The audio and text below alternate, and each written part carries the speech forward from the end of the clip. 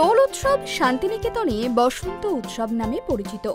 ফাল্গুনী পূর্ণিমা অর্থাৎ দোল পূর্ণিমার দিনই শান্তিনিকেতনে বসন্ত উৎসবের আয়োজন করা হয়।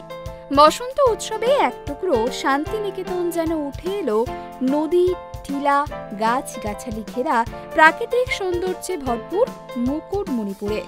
রাজ্যের অন্যতম পর্যটন কেন্দ্র বাঁকুড়ার রানী মুকুটমণিপুর। আজ সেখানে অনুষ্ঠিত হল পলাশ উৎসব।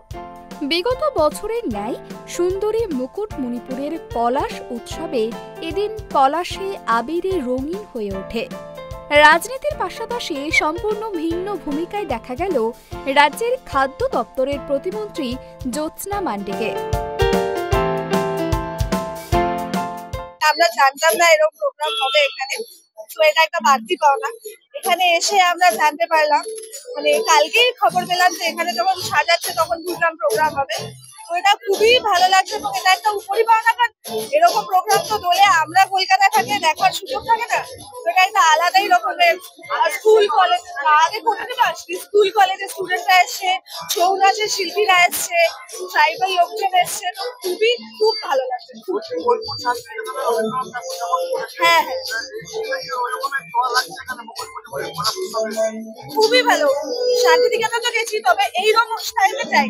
এর আগে যখন গেছি শান্তিনিকেতন এই সময় যেতে পারি, কিন্তু এবার প্রথম মুকুটমণিপুরে দোলের সময় এলাম, তো এখানে একটা আলাদাই অভিজ্ঞতা। এদিন বসন্তের আবির মেখে রীতিমতো নৃত্যের তালে পা মেলান জ্যোৎস্না মান্ডি।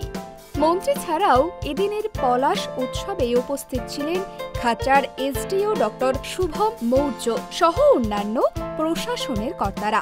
মুকুটমণিপুর উন্নয়ন পর্ষদের উদ্যোগে খাচড়া মহকুমা প্রশাসনের সহযোগিতায় বসন্তের নাচে গানে মাতেন এলাকার শিল্পীরা। উৎসব ঘিরে প্রচুর মানুষ উপস্থিত হন এদিনের উৎসবে। পর্যটকদের বাড়তি পাওনা ছিল এদিনের এই পলাশ উৎসব। একে অপরকে রাঙিয়ে তোলেন উপস্থিত সকল মানুষ। খুবই ভালো লাগছে। আমাদের কলকাতায়, মানে কলকাতার বাইরে দোল পূর্ণিমা বা হোলি যাই বলুন না কেন, এটা প্রথমবার আমার এখানে এসে একটা অন্যরকম রূপ দেখতে পাচ্ছি, যে উৎসবের এই রূপটাও হয় এখানে। এই এত রকম সাংস্কৃতিক অনুষ্ঠান দেখে আমরা ভীষণই আপ্লুত।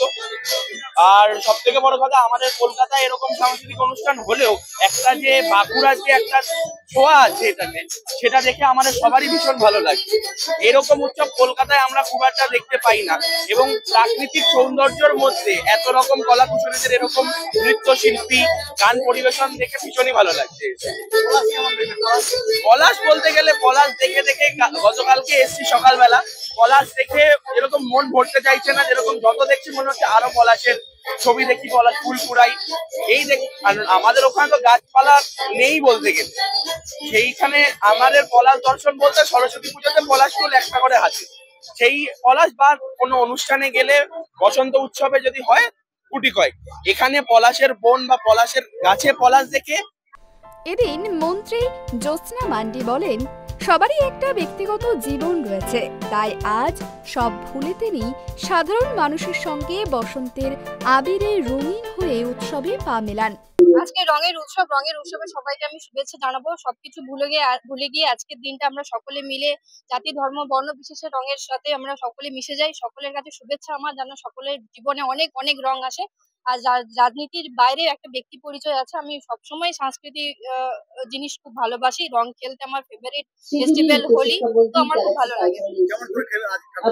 আমি প্রত্যেক বছর উদ্বোধনী নৃত্যের মাধ্যমে শুরু করি এবং সারাদিন ডান্স, হোলি, রং খেলা এগুলোই আমাদের প্রত্যেক বছরই চলে।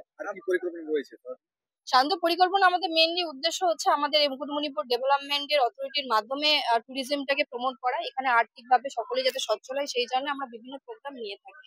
জেলা তথা সারা দেশেই পালিত হচ্ছে বসন্ত উৎসব। বাঁকুড়া জেলার মুকুটমণিপুরে বাইরে থেকে আসা পর্যটকরাও এই বসন্ত উৎসবে সামিল হন। বাঁকুড়া থেকে সিধু মান্ডির রিপোর্ট, ট্রাইব টিভি বাংলা।